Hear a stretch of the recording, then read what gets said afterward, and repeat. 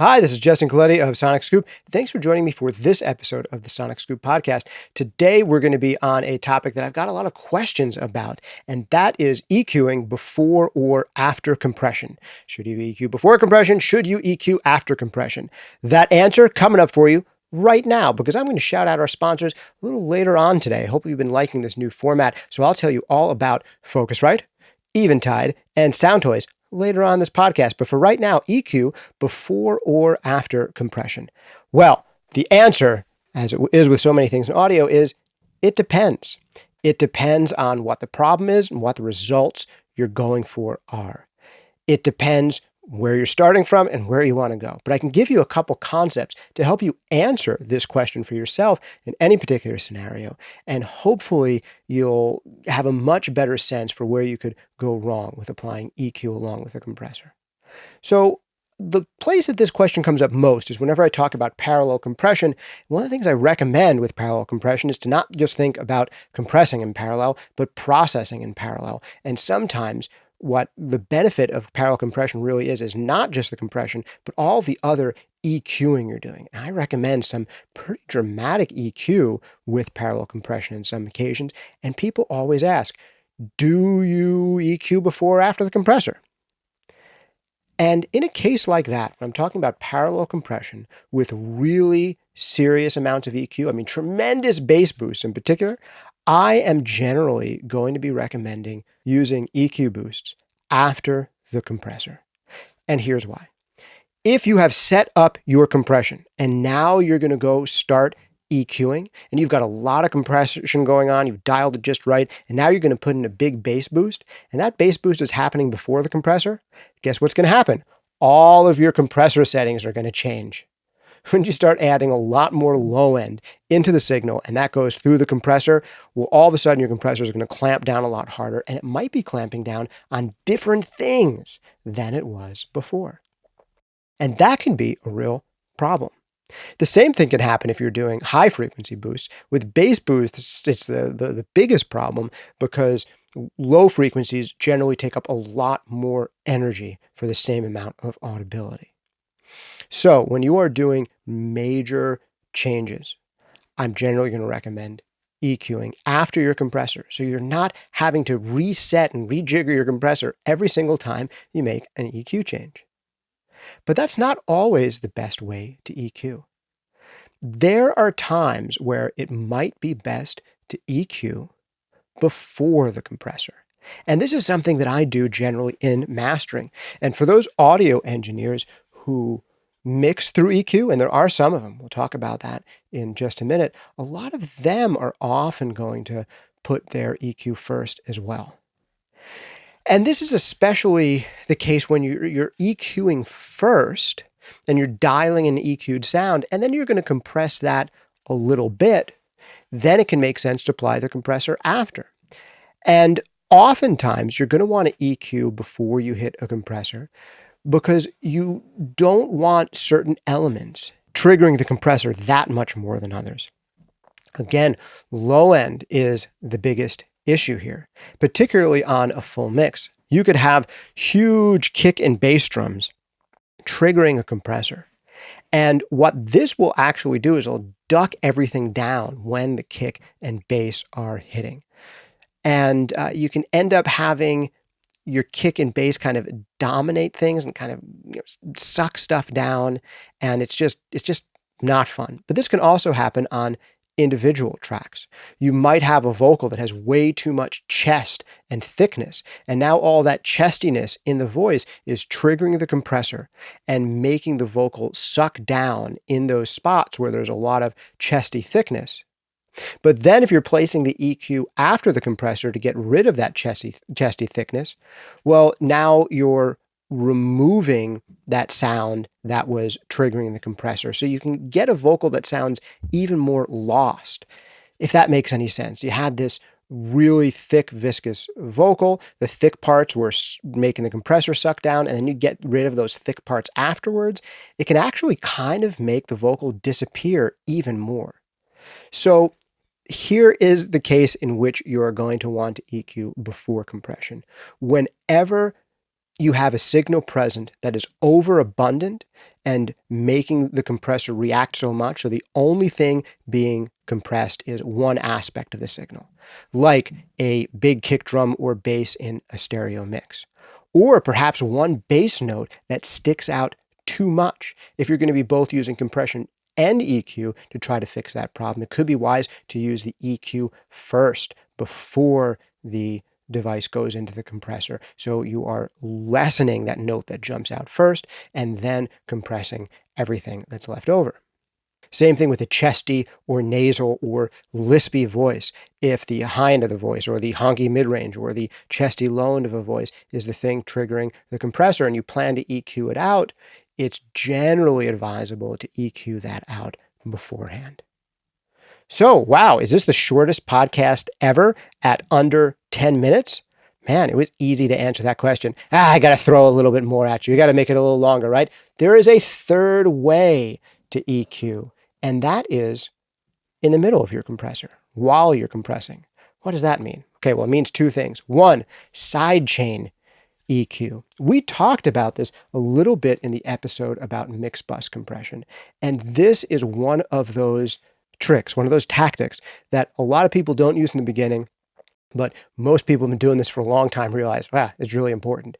And that is using a sidechain compressor. And sidechain compressor means that you are having the compressor react to something other than the signal that you're compressing. So classic example here is, say a voiceover comes in, the person starts talking and it brings down the entire music bed, that sidechain. But you can also use sidechain EQs. So for instance, you have a vocal and that vocal is being compressed, but your main vocal is not the thing triggering the compressor. A heavily EQ'd version of your vocal is the thing triggering that compressor. And this is another great way of dealing with problem tracks. So again, if you have a vocal that is really chesty and has these deep resonances, and those are the things that are triggering the compressor the most, but you don't want to get rid of those deep resonances, well, you could have your compressor react to a signal where you've taken out a bunch of the low end, and maybe you've pushed up the upper mids where things get a little nasal. So when it gets nasal, it gets compressed. Or when it gets a little lispy, the high end gets compressed. So your vocal could be being compressed, but the thing that is triggering the compression is a heavily EQ'd version of your vocal that doesn't have a lot of low end in it, that has a little bit of extra added something in the more annoying nasal regions, and a little something extra added in the high frequencies. So here, your compressor all of a sudden is really only compressing the most when the voice gets annoying, whether too nasal or too lispy. You could create your own custom side chains for pretty much any compressor. You could do this by creating a duplicated track and EQing it.